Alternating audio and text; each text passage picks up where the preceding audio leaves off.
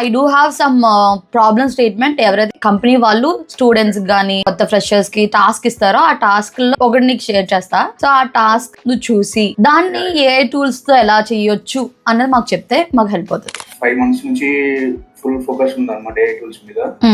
Experience తో నేను ఒక ప్యాటర్న్ ఫాలో అవుతున్నా, how to decode the things అనేది.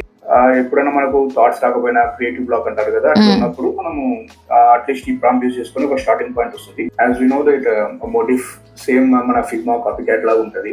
సో మోటివ్ ఇంకొంచెం నీటిగా ఇచ్చింది కంపేర్ టు యూఎక్స్ ప్యాలెట్. మనం కెరీర్ స్టార్ట్ చేసినప్పుడు అడోబ్ ఎక్స్టీ చాలా దెన్ ఫిగ్మా వచ్చింది. అందరు ఫిగ్మా చేంజ్ అయ్యేటప్పుడు మనము అడోబ్ ఎక్స్టీకే స్టిక్ అంటే ఫిగ్మా నేర్చుకునే వాళ్ళం. ఎగ్జాక్ట్లీ. ఇప్పుడు ఫ్రెషర్స్ కి యూఎక్స్ అంత తెలియకపోయే ఛాన్స్ ఉంటది కదా. సో ఇంటర్వ్యూలో యూఎక్స్ గురించి అంత అడిగితే, అంత డీప్ గా అడిగితే వాళ్ళు చెప్పగలుగుతారా? లేకపోతే మినిమం ఏం తెలుసుకుంటే బాగుంటది యూఎక్స్ వైస్? అంటే నువ్వు హైడ్ చేసుకుంటావు కదా మీ కంపెనీ వాళ్ళకి, నువ్వు మోస్ట్లీ ఏం చూస్తావు?